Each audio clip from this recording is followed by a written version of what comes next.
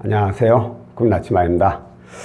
자, 오늘 드리고 싶은 말씀은 이 대출을 받는데 본인이 아닌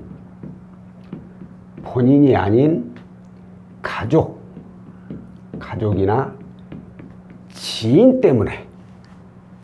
때문에 어쩔 수 없이 대출을 받는 분들이 간혹 계십니다.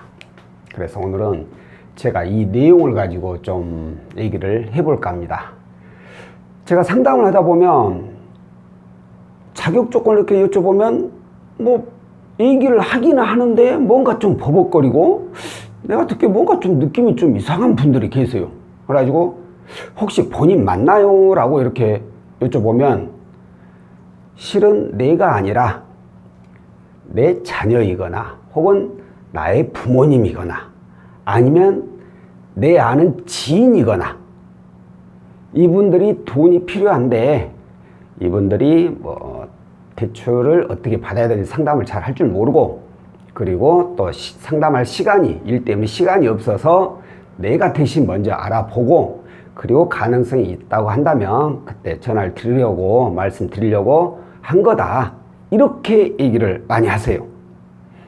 말 그대로 채무자가 본인이 대출에 관해서 아는 게 없어서 혹시라도 사기를 나가거나 그런 문제가 생기면 안 되니까 그러거나 아니면 정말 일 때문에 바빠가지고 통할 시간이 없는 그런 분이라면 당연히 가족이나 지인분들이 대신 알아볼 수도 있습니다. 그런데 제가 이 일을 하면서 느낀 점이 정말 본인이 통할 시간이 없거나 대출을 몰라서 대신 알아보는 경우가 별로 없어요. 이게 무슨 뜻이냐면 대부분은 바로 이분들 가족이나 지인이 본인이 돈이 필요한 거예요. 본인들이 돈이 필요한 거예요. 그래서 일단 이 채무자의 자격사항을 파악을 해가지고 채무자 앞으로 해서 대출이 가능한지를 알아보려고 하는 분들이 종종 계세요. 그래서 가능성이 있다라고 판단이 되면 그때 이분들이 이제 채무자한테 얘기를 해서 이렇게 해야만 대출의 가능성이 있다고 하니까 대출 좀 받아서 돈 좀 빌려달라 이거죠. 본인이 빌리면 되는데 왜 채무자한테 이렇게 빌려달라고 할까요? 본인들은 자격이 안 되니까 채무자한테 이런 요청을 하는 거겠죠? 자, 그런데 이 채무자가 그래요. 좋은 마음으로 그래 우리 가족이고 나의 전우고 그러니까 내가 너를 위해서 돈을 빌려줄게 하고 대출 받아서 돈을 빌려주는 분도 계실 겁니다. 근데 그 반대인 분도 계십니다. 오늘도 제가 이런 전화를 받았어요. 어머님이 전화를 하셨더라고. 자격 조건 여쭤보는데 몇 년생이세요? 하는데 몇 년생이세요? 라고 여쭤봤는데 90년대생이야. 근데 목소리는 아줌마예요. 50대 정도 되는. 본인 맞나요? 그랬더만 최민아 내 본인이에요. 그러더니 아무리 봐도 이 목소리가 본인이 아닌 것 같아. 정말 본인 맞아요? 여기 개인정보 유출일 수도 있어요. 아니 도용일 수도 있어요. 그랬더니 실은 내가 아니라 우리 딸 얘기예요. 딸. 이렇게 얘기하는 거야. 그리고 나서 얘기를 대충 들어보니까 뭔가가 좀 가능성은 있어 보여. 그러면 어떻게 해야 돼요? 제가 신용조회를 해야 되잖아요. 그러면 신용조회 하려면 본인하고 통화를 무조건 해야 돼. 그래서 그럼 본인이 통화될 때 연락 달라고 해주세요. 했더니 얼마 안 돼서 전화가 왔어요. 근데 말투가 상담하기 싫어. 그냥 물어보면 단답형 네 아니요. 목소리도 굉장히 차가워. 이게 무슨 뜻이에요? 본인은 대출 받기 싫다 이거야. 근데 엄마가 시키니까 어쩔 수 없이 받는 거야. 이런 분들이 종종 계시단 말이에요. 그러니까 본인은 싫은데 가족이나 지인 때문에 어쩔 수 없이 받아야 되는 그런 분들이 계세요. 자, 제가 이런 분들을 위해서 오늘 지금 얘기를 드리는 거예요. 자, 어찌됐든 가족이나 지인이 요청을 해서 내가 대출이라는 것을 받았어요. 대출 받게 되면 어떻게 돼요? 나의 부채는 올라가게 되고 이로 인해서 신용은 하락하게 되죠. 그죠? 자, 이걸로 대출 하나로 끝나서 그래가지고 이 빌린 사람들이 잘 갚으면, 그러면 솔직히 그냥 도와주는 데도 의미가 있고 이분들도 도움을 받아서 일이 잘 풀려서 고맙다 할 수 있는 거죠. 근데 문제가 여기서 끝나지 않고 또 대출을 또 원합니다. 그래서 어쩔 수 없이 또 대출을 받게 되면 어떻게 돼요? 나의 부채는 더 올라가게 되고 신용은 더 하락하게 되죠. 이런 일이 몇 번 발생하게 되면 어떻게 돼요? 부채 비율은 계속 높아지고 신용 점수 계속해서 하락하게 돼요. 자, 그런데 이제는 가족이나 지인이 아니라 내가 정말 돈이 이제 필요해. 그래서 내가 대출을 받으려고 해. 나한테 쓰기 위해서. 그럼 어떤 일이 발생해요? 자, 보세요.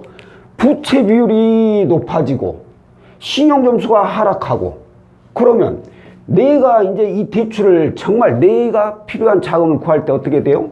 나는 고금리를 써야 돼요. 고금리 대출. 신용이 이렇게 하락했으니까 만약에 내가 가족이나 지인한테 대출을 안 해줬다고 해봐요. 그럼 내 신용 점수는 굉장히 좋을 거 아니에요. 아주 좋죠. 그러면 나는 대출 받을 때 정말 낮은 금리로 대출을 이용할 수가 있어.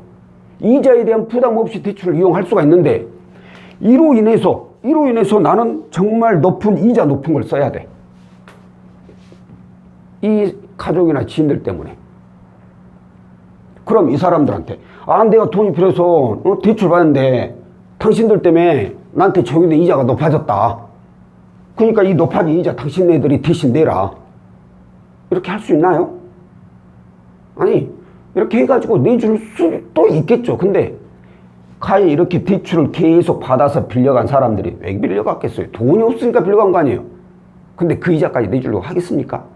아닌 말로 진짜 이 빌려간 대출금들, 이 돈들이나 문제없이 잘 갚으면 아이고 그거라도 고맙다고 해야 될 상황이 될 수도 있어요. 이런 문제점이 발생한다는 거예요. 내가 정작 돈이 필요할 때는 정말 높은 이자를 써야 되는 거예요. 자, 여기까지 마무리되고 말씀드린 대로 잘 갚았다면 그래 그나마 다행이다 라고 넘어갈 수도 있어요. 그런데 더 큰 문제가 발생할 수도 있죠. 이렇게 빌려줬더니 이분들이 일이 안 되네, 직장을 잘렸네, 투자가 잘못됐네, 갚아줄 돈이 없다고 했을 때 이제 어떻게 해야 돼? 그때 자, 이 대출금 못 갚으면 어떻게 돼요? 누가 문제가 생겨? 바로 나야. 채무자. 대출을 받은 사람이 문제가 되는 거예요. 내가 빌려준 사람들은 아무 관계가 없어요. 금융기관에서는 오로지 이 채무자가 모든 책임을 다 져야 돼. 이거 못 갚으면, 대출금 못 갚으면 내가 신용불량자가 되고 내 급여에 압류가 되고 내 집으로 압류가 들어오게 돼 있어요. 그럼 압류 안 당하려면 어떻게 해야 돼?